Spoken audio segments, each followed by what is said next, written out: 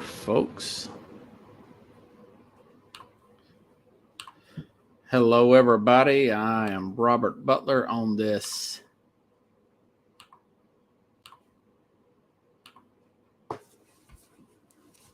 let me run my scroll here. Banners.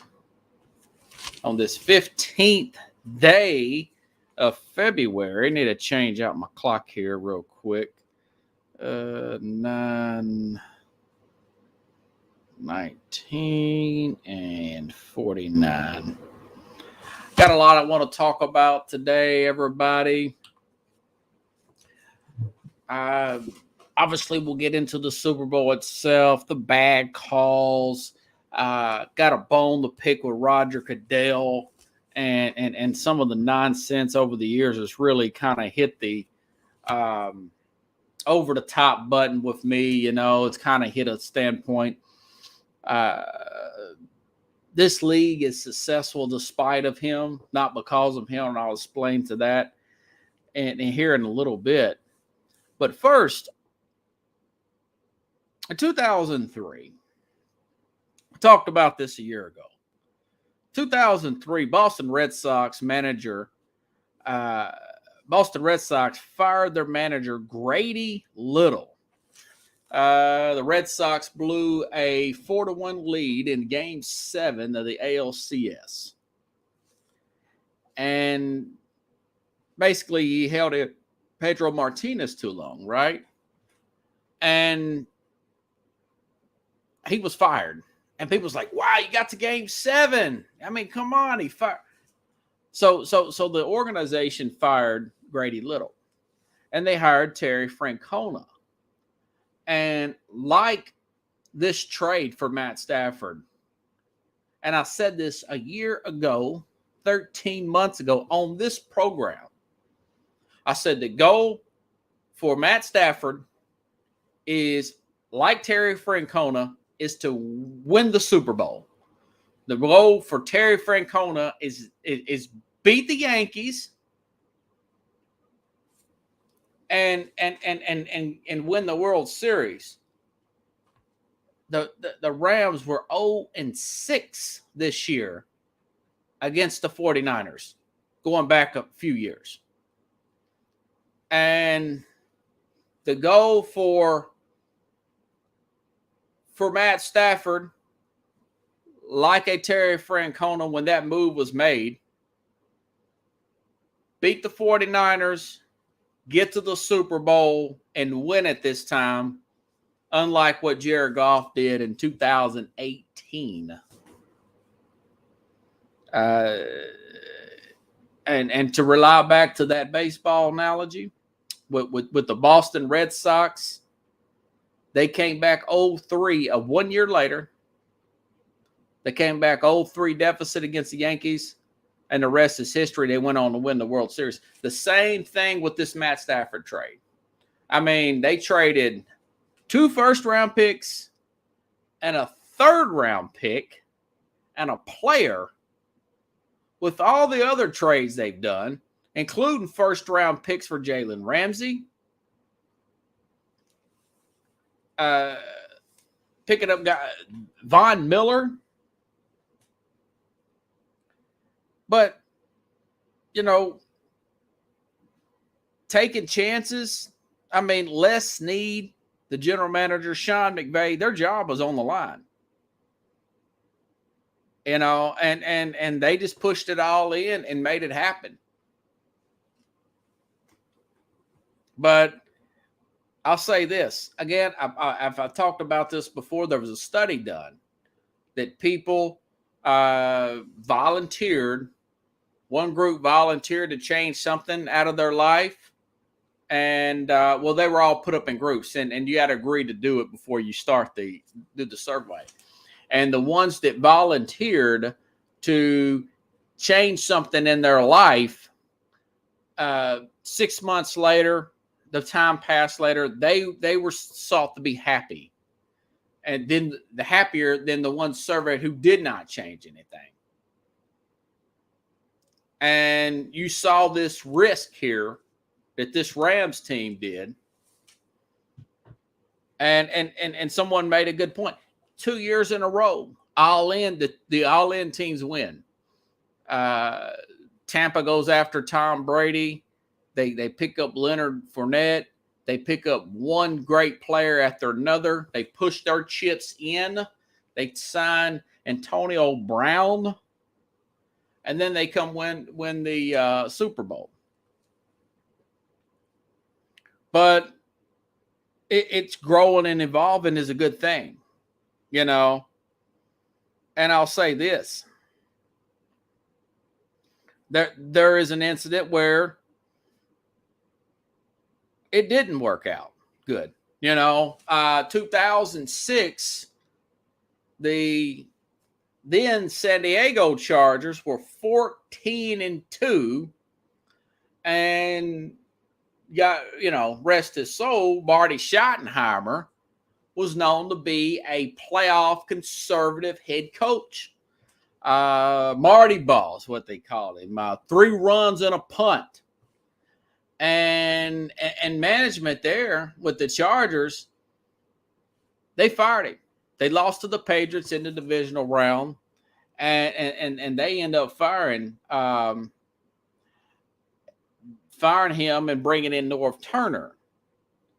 Now, that is an incident where, and then the team went the other way. They went down and lost a few more games. They were like 10-6. They got put out in the first round with LaDainian Thomas, Phillip Rivers. So, but the management had the right idea, and the ownership.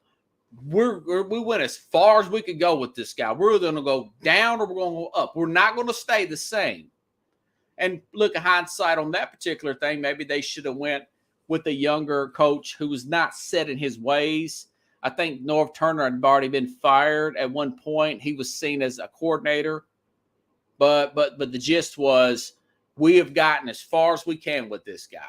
We've gotten as far as we can. And that was McVay and Les Snead's idea. Mr. Kroenke was probably going to fire those guys if this didn't come out, because they've mortgaged their future with draft picks. Now you're hearing Aaron Donald may retire. Now Sean McVay's hitting that retire. Maybe he's hitting for more money. I don't know. He could pull a John Gruden and go into broadcasting, go to ESPN for 8-10 years, and the people debate on him coming back and just rack up a lot of money, living a much less stressful life, doing TV, something like that. But Andrew Whitworth, 40 years old, my age, hitting at retirement. So this team will look. Odell Beckham tore his ACL in the game. There's a chance they're not going to be the same, But jersey sales, all that stuff, and as far as the game itself, a lot of talk has been come about the bad calls, and I picked Cincinnati to win this game, and I thought they had a shot to win it. I'll say this: if Joe Burrow doesn't get a sprained knee, they lose this game. Matt Stafford, 2 interceptions. He's had 20. If you count the Super Bowl and the play, this guy's had 20 interceptions. And that defensive line was so good and so talented, and Cooper Kupp never will play another year like this. Is a great year for Cooper Kupp. This is the Bee Gees in 78. Look, everything those guys touched in 70. I watched something on them the other day, Pickles.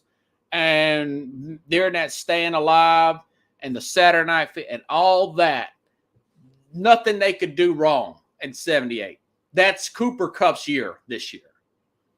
And despite Stafford throwing those interceptions, and of course, Joe Burrow having a sprained knee, he will not need surgery. But if he don't hurt his knee, we're talking about the Cincinnati Bengals winning the Super Bowl. And of course, they did cover that 4.5 points. But I digress. The bad call on 3rd down on Cooper Kupp was a makeup call. I've never been a fan of makeup calls. It was not pass interference. It was a makeup call. And it was a makeup call for that 75-yard bomb that T. Higgins caught when he face masked and pushed down Jalen Ramsey, and it was a no call. It was a no call, But I don't like that. That's a weakness of these refs. They want to make up call. Don't make up. Just call the game from the first quarter all the way to the fourth quarter. Don't make up a call. Admit when you're wrong when the game's over with. Just call it balls and strikes right down the middle, But that was a makeup call. And Stafford's interceptions were bailed out by those pass interference calls, that one that was not one, and your defensive line. Some say maybe Aaron Donald should have got the MVP. Getting all over Joe Burrow. And that being said, Pickles, I think that they got too pass happy, Cincinnati. I think if they would have simply stayed with the same type of game plan they had in Kansas City, I think they would have busted some of them runs, and I think they would have ended up winning the game. But they got I've seen this last year with Burrow. He got too comfortable back there with that weak offensive line, which I still say they should have took Penei Sewell. With that weak offensive line, just like he did in the Washington game last year, and then he got that bad hit, and I knew it was bad. I knew it was bad last year. They tore his ACL and MCL. But this year, I was like, he's hanging on too long. He's hanging on too long. And then, boom, they got to him, But they should have stuck with that. I mean, the guy was sacked 70 times, including the postseason last year. That's the third most this past season. Third most in NFL history. 7 times in the Super Bowl, 9 times in the divisional round. But the Stafford storyline, I understand. The storyline behind him, okay? He did play 12 seasons in Detroit, got to the playoffs twice there, no wins. The guy's wife, back in 2019, had a tumor in her brain. She had brain cancer. And that was a scary moment for him. So it was no picnic. So, I mean, you can kind of be happy about that. The guy gets an opportunity to win. I mean, 12 seasons in Detroit. Only issue I've had with Matt Stafford was a few years ago when he made a comment about in the Players Tribune about white privilege and all that crap, and he's trying to pander and placate to the players about something to do with went to a practice field or something like that with Danny Amendola in Georgia somewhere to work out in the off season, and it was a random field, and then when he went there with some of the receivers who were black, and then the people that owned that field or whatever, someone that worked that field said they were trespassing, and you never get the whole story to all that. But he also talked about in that Players Tribune thing that Stafford said, well, I didn't realize how privileged I was. And I'm thinking, yeah, you went to a upper middle class high school in Texas somewhere, and you're comparing your life to an entire race of people in America. And I swear to this Bible, and I usually have it here beside me, Pickles, if you live in those projects where I live behind that stadium where the Titans played at, and you had to walk to school in 1988, and get punched in the face on the way to school because you're skin color. And then when you become 16, you also get harassed and pulled over because you're driving in the wrong neighborhood by the police. You wouldn't say that comment. So he ticked me off when he said that. That's what I don't like about Matt Stafford. Okay? Good transition, though, Pickles. Good transition. Speaking of the Super Bowl, and I noticed the halftime show is, the ratings were, by the way, out of this world, 112 million people. And this league, Pickles, is successful despite Roger Goodell, not because Roger Goodell. And I've really cut the guy some slack over the years. But if you start compounding some of the idiotic things he's done over the years, and he is the most successful executive because of what he inherited, not of what he's done, that I've ever seen in the history of executives. I think he makes like $50-70 million a year. But if you look at some of the idiotic things, first of all, go back 10-12 years ago, Adrian Peterson. He's reading the details of the Adrian Peterson court case, which he has no clue at what he's talking about. He's not a judge. He's not a criminal court judge. And even Rusty Hardin, the lawyer for Adrian Peterson, says, "Who the bleep do you think you are, man? You're a commissioner of a football league. You don't work in the criminal justice system." And, between that and the Ray Rice thing, getting it, wanting to be judge, commissioner, and doing his own little and bringing all that stuff to the forefront, when you keep that in the news, it makes it worse. It's like poured salt in the wound, But going back to this halftime show, and I'm not going to be hypocritical. This is my generation music. It's as nasty and as raunchy, but that was my generation. I love those guys. I mean, that 50 Cent, Mary J. Blige, all even the young guy, Kendrick Lamar. But you got a guy like Eminem, who has got the same hoodie on he had on 20 years ago on 8 Mile. He hasn't evolved. And and I had it on mute, and I was watching it because I was talking to somebody on the phone, and I'm looking at these sexual gestures and stuff, and I'm thinking, yeah, that's part of the, can you imagine watching that with your 7-year-old, who kids love football, sports, and your 8-year-old, and you're having 50 Cent using the word sex on TV? It's still a family show. It's still, and I understand the ratings out of this world, production is good and all that. But there's still little kids that watch this, Roger Goodell.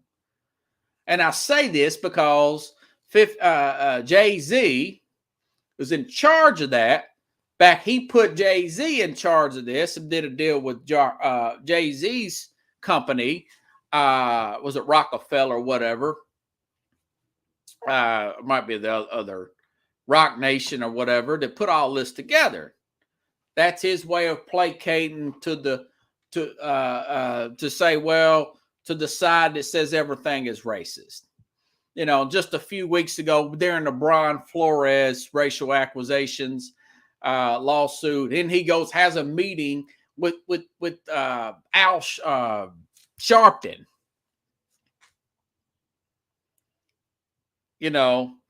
And I'm looking at all this stuff, and I'm thinking to myself,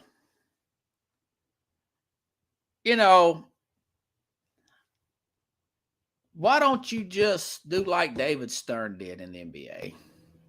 Have a strong iron fist, and just when you get compounded with all that, noise from people like Al Sharpton and the media and Twitter. Twitter is the most, and I know I used it in my brand and it came like hypocritical, but it's the most poisonous, just toxic site of fakeness out there, fake outrage and everything, and but when the stuff with the media up in New York, well, that's where the NFL head base is, by the way. It's the headquarters. When they say stuff like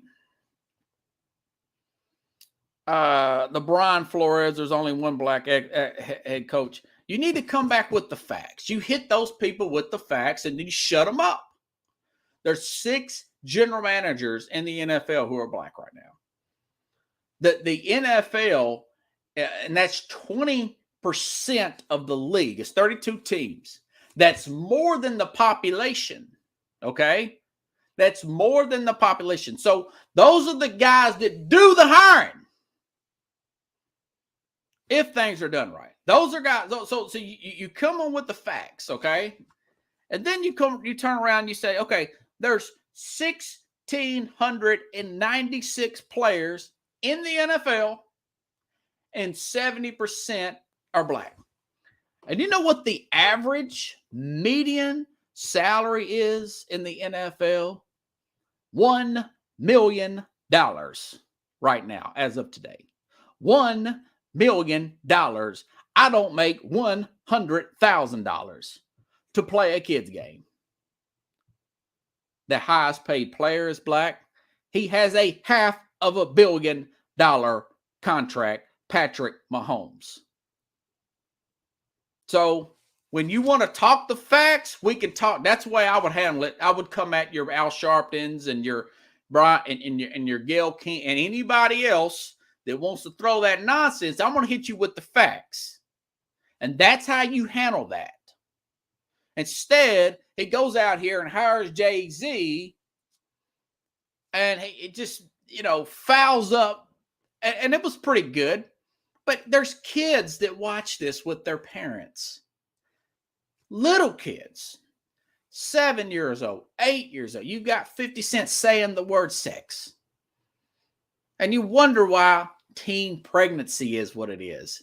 I hate to sound like my parents 30 years, but golly, when you look at it as an adult, it's just, you shouldn't have to watch that with your kids. And I understand they get it on their phone, but why push that, But it's Roger Goodell. And I'm sure there's a few owners out there that would love to do away with Roger Goodell right now. But he's bringing in the bottom line, and that's money. That's money.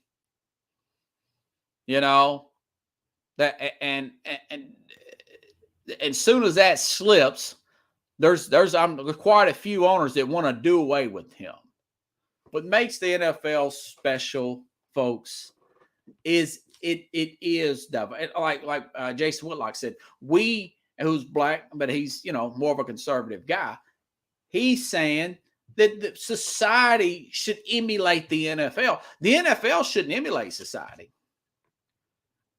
The society should emulate the NFL. The NFL brings people together from different economic, diverse people, economic, social, race, religion. You have some people that are Christian. You have some people who are not Christian. You have some people who are Muslim, and you have guys from different, social and economic backgrounds. But Roger Goodell's so weak, and he's that guy that, and I know his story. He got in as an intern. He sucked up and kissed up for years and years and years, and now he's reaping the benefits of a guy like Paul Tagliabue. He let the legal system do that. You're not qualified to do that, Roger. Let them handle that. And you say, well, what's your solution? My solution for the halftime show: bring in local high schools. Let the local bands there. If you want to, I come from the ghetto too. Okay, if you want to bring in some inner city school bands and let them do a show and hire some big time choreographer, excuse me, to set it up, do it that way. You don't have to get these mega stars in here. You have to, sex it up. The halftime show. And listen, I'm not picking on those guys because that would be hypocritical because I do listen to that music. But I'm 40, I don't want the 7-year-old listen to that. Let's just let that wait.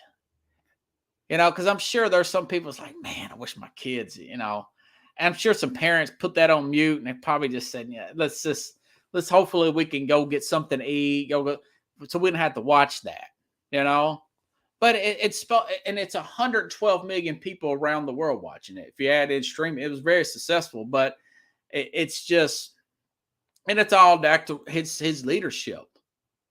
And this league is paying for itself. It's not what he's done. Again, it's despite Roger Goodell's crap. Despite him making legal issues that players getting worse than what they are because he's constantly bringing them in. And yeah, Pickle's idea actually changed the channel. I didn't want to give them that viewership for that because I know what he's a phony. He's a placater. He's a virtue signaler. And I've cut him some slack, but truth of the matter is he's a total mess.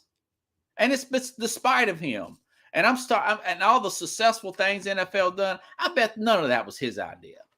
But all this virtue signaling, grandstanding, and getting with Al Sharpton and getting involved in specifically in court cases and stuff, way out of his jurisdiction, way out of his league or his expertise. I bet that's Roger Goodell. For more I hear about him and read about him. So that's what I have to say about that. I wish they had a David Stern type of guy. He said the league has a bad image. Let's start wearing suits, okay? The players griped about it, and then the players started really upping their dress game, and guys got endorsements from it. It turned out to be a cool thing because that's real leadership. That's not being jellyfish. Of course, now Stern's dead, and the other guy, he made it too much of a player. He's more like a Roger Goodell type of commissioner. Okay. Other news. Kyler Murray. Okay, so Kyler Murray he's taken everything off his social media related to the Arizona Cardinals. And there was a report out that his teammates just ain't happy with the guy. They're just not happy with him. I want to see what Aaron, what did they say? I've got some quotes here. Chris Mortensen says he says the odd vibe between the Arizona Cardinals and is alarming. Murray is described as, this is from other teammates. When there's smoke, there's usually fire. Murray is described as self-centered, immature, finger pointer. Murray, hold on, guys. Let me change out my podcast here.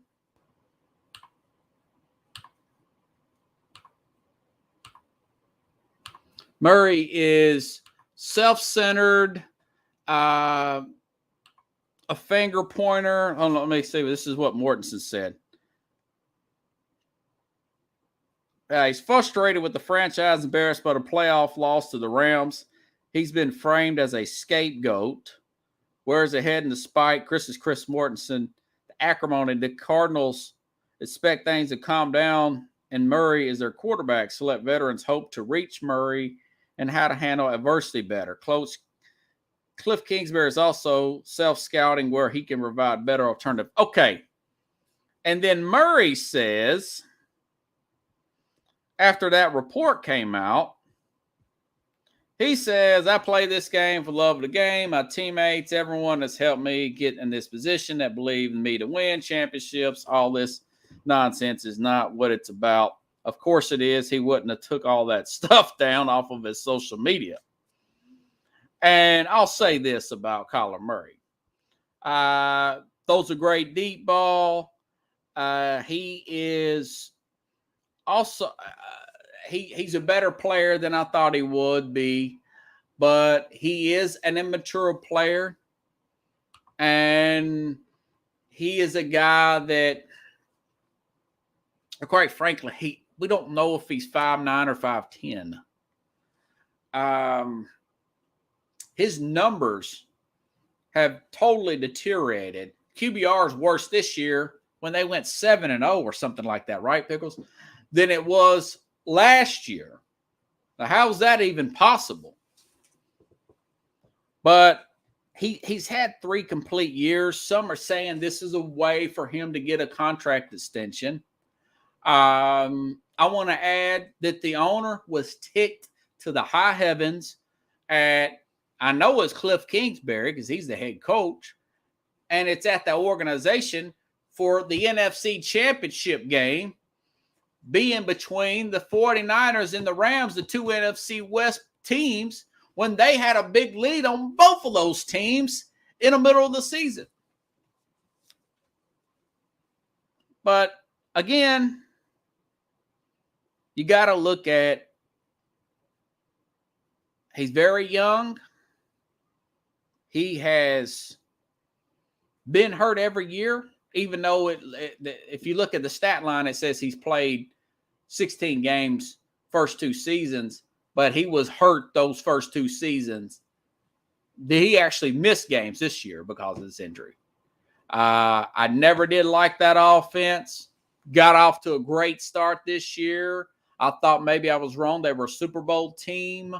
And I remember, I think it was Rex Ryan said, this offense always does that, whether it's college or pro. It's based on speed and finesse, and that wears down as players get injured throughout the season. Handing the ball through the shotgun, doing too much read option from that position. He's taking a lot of hits. He had a sprained ankle. So it's a lot to be thought about. And quite frankly, he's got these guys over a barrel. According to Spot Track, the CBA doesn't allow contracts to ban a player from playing another sport, football to baseball, but Kyler Murray, this is what Spot Track says, and this is pretty accurate.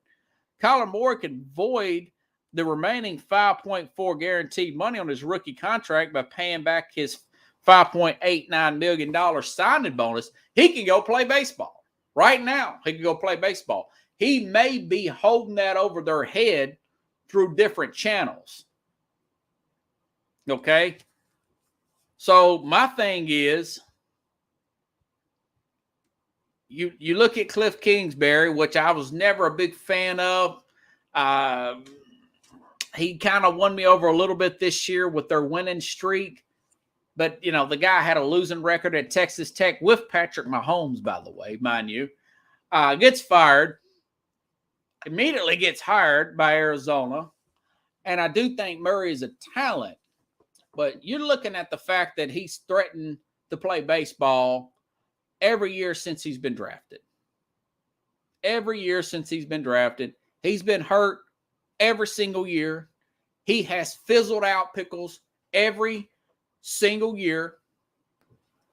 And I would look at the possibility before he makes a move of possibly looking at the Deshaun Watson situation.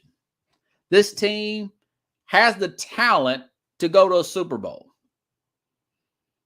And if I'm Arizona, I'm thinking, well, we've done 2 deals already. We've got DeAndre Hopkins. We've got J.J. Watt. They overpaid for Watt. Would you accept Kyler Murray for Deshaun Watson? Straight up. And we'll give you a 3rd-round pick. How about that? if I'm Lovie Smith, I'm looking at that salary. Watson ain't played a down for me last year as a defensive coordinator at Houston. Murray's that's his home state. He's from like Tyler, Texas, or something like that, and never lost a game in Dallas Stadium, by the way. But he's only $11 million cap hits, so he can have a prove-it year type of year with Houston, who's got about $20 million in cap space this year. A lot better situation than they were in last year, And so you give us Deshaun Watson, and we'll give you Kyler Murray, third round pick. Now, of course, we'll have to watch Watson's, legal case and everything, which I think will eventually be here any minute. I think that's just going to be settled out of court, and that guy's going to be I think he'll probably be signed with somebody by March, which is next month. That's my opinion of it. But I would look at Murray. I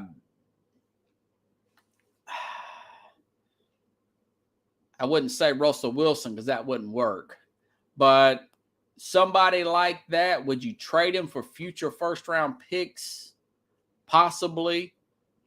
If Russell Wilson wasn't in their division, they would love to get Russell Wilson, but that's not going to happen, not being in the same division like that,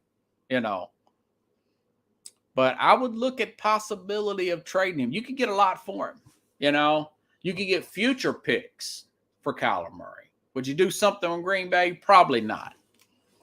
But he's a guy that he is a valuable commodity, and he's easy to sell to another organization because he does make SportsCenter live. Big throws, very fast, good deep ball. But he's also severely undersized, and he hasn't got that big commitment like a Josh Allen or Mahomes, simply because it's his size, and it's catching up with everybody. He's so good that people overlook that. But the thing about it is, somebody like that, once they lose their speed, they can't just be a drop back guy, I don't think they could be a drop back guy. But there's plenty of teams that would give you a whole lot for this guy, and it's something that I would look into. He's so valuable at that, and this is what the GM's going to look at, because he's only $11 million cap hit. That'll jump up to 18 to 20 on the 5th-year option, which I'm sure they'll probably pick up. That'll jump up that high. And then after that, it gets ridiculous numbers. You're talking Dak Prescott, $35 million, Kirk Cousins type of money, and then you got to start breaking up the rest of your roster. So, yeah, somebody like Watson, I think that would be something worth looking at. Obviously, you got to dot your I's and cross your T's with that, but it's worth looking into, I'll tell you that. Also, Carson Wentz. There's also a report that he could be cut or traded before March the 19th. That's when his $15 million base salary becomes guaranteed. He may get signed by Washington, Pittsburgh, Tampa, New Orleans. I'll say this about Wentz, and I stated this a year ago to this date. I thought Chris Ballard made the right move in the trade when Phillip Rivers retired almost a year ago to this day, guys. And I thought to myself, well, okay, they're going to give a third, and then a conditional 1 or 2 if he plays 75%. Philadelphia got a 1. It's like the 19th pick. This team has a set offensive line. They have a set defensive line. They're set in the right spots on their defense as a general. Wentz, he's just a guy that's lost his confidence. He did get hurt the first 4 games. He takes too many sacks. You look at the key turnover in the Tampa game. I mean, you look even their games, their big wins over the Patriots. He had 8 passes in that game? 8 passes. You look at even their big win over Buffalo. It was all Jonathan Taylor. Had a career day, 4 or 5 touchdowns or something, Pickles. So I'll say this. Even if they cut him, it's a $15 million cap hit. I don't know who they would pick up. Would they trade their 2nd round pick for Jimmy Garoppolo? But I will say this. Now, Wentz at $1 or $2 million, somebody may pick him up into that. Because then he's low risk, high reward. But I don't know who would want to do that at this time. Maybe Carolina seems desperate. Somebody like that. And also throw in a team like Washington for Kyler Murray. There's a lot of teams that just need quarterbacks. They're a quarterback away. Not just for Wentz, but with Kyler Murray. Cleveland's a quarterback away. This Ram team, before they won the Super Bowl on Sunday, they were a quarterback away. Cleveland, Washington, the Commanders, not the Seahawks. They're a quarterback away from winning it. And this movement here, you get a Carson Wentz for a league minimal, and that's what he'll be. He'll have to go in camp and compete with somebody. A Taylor Heineke, somebody like that. Carolina is just Matt Rule is on his last limb there. And maybe Arizona picks up Carson Wentz. Maybe those two work out a deal. They played last year. The Colts and Arizona played last year. Pickles says maybe Wentz goes to Miami. He's more athletic than a Tua. They're a very offensive-minded team. They're going to have a run game. But my instinct tells me that Chris Greer's wanting to stay with Tua one more year. He pushed out Flores. That's another part of the story nobody talks about. Greer supposedly pushed him out. He's also black. So, But somebody will get a deal. I commend the trade. I said that 1 year ago. I said, worst case scenario, they lose $15 million and a cap hit. Best case scenario, they win the division and make a Super Bowl push because they had everything else. Indianapolis is a quarterback away. Those are 3 quarterback away teams. Arizona's a healthy quarterback away. But those, the Colts, the Washington, and definitely Cleveland, quarterback away. Maybe a healthy Baltimore team. I know they do a lot with Lamar. But it's going to be a fun off season, guys, to get into. I will say that. All righty then.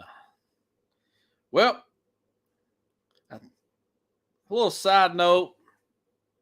I will say this on a positive note, on a lighter note. I did like those commercials. I did like the comedy. The Larry David on cryptocurrency, doing his negative, curb your enthusiasm. Nothing's going to work, which he's probably right. I don't like crypto, but it's showing him throughout. He was like the guy throughout history, the telephone, everything. It's not going to work. This is not going to work. That's not going to work. Going to space, that's not going to work. I thought that was funny. My personal favorite was Austin Powers, General Motors electric car. His son has a son, Dr. Evil, and he calls it Baby Me. Mini Me, Baby. No, he's like, no, his name's Stan. He's like, no, I call it Baby Me. And then the Sopranos commercial. Yeah, I didn't see all of it. I heard a little bit of it, but I didn't see all of it. But I think it had Robert Eiler in it and his sister from the show was in that commercial as well. A lot of funny actors. The commercials were good. The Super Bowl was a massive success, you know. And but you're seeing, guys, going back to my overall point, is teams that were quarterback away. Tampa was a quarterback away. They won it.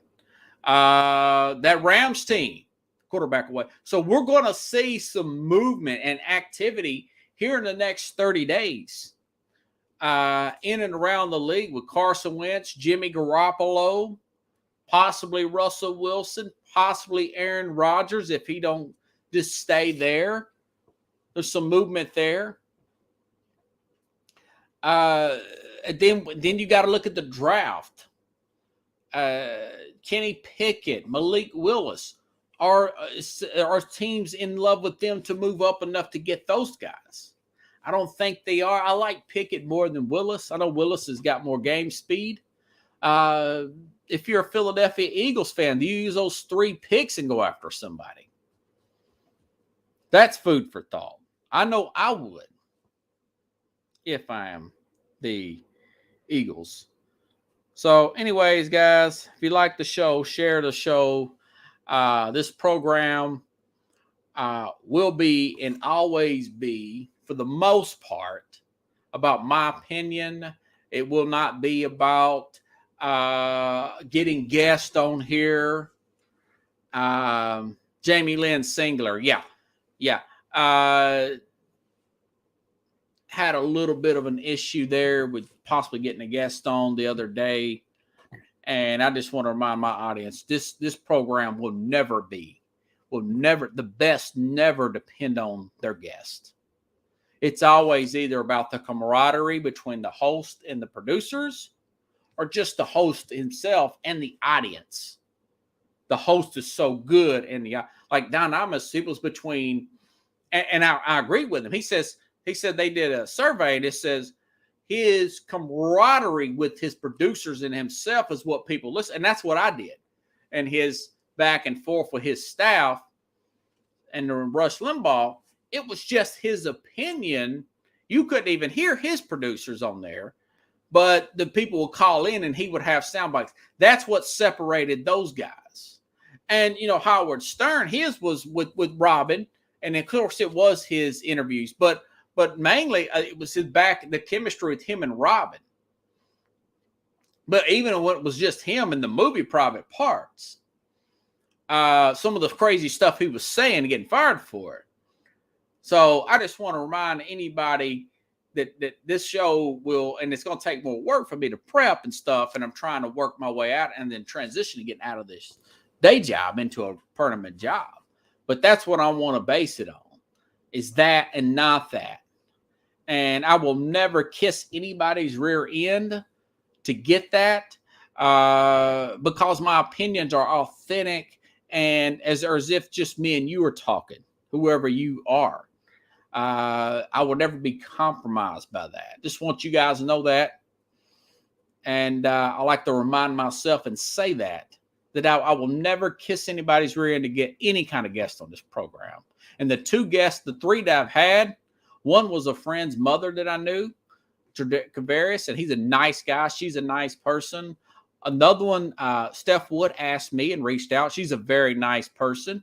And of course, I can't find the guy's book that he used to be a coach at Notre Dame. He came to me. I will never beg people to do that. I've reached out a few times through mutual friends and kind of got the cold shoulder. But the truth of the matter is, I will never put my show like that. And that's what will separate me from everybody else, because I will say what I really mean, not what I think is going to offend that person. I probably wouldn't have sounded off on Roger Goodell like that if I worked for NFL Network. But you're not going to get a real opinion at the NFL Network. Just saying. That's a final note to leave you all on. Have a good night, everybody. I will see you around the same time, pending something crazy. It's going to rain here in Nashville. May have a short show. May not have a show Thursday with all this crazy from my day job. So have a good night. I will see you around 9 p.m. Central Time, hopefully, here Thursday here on SportsSkope.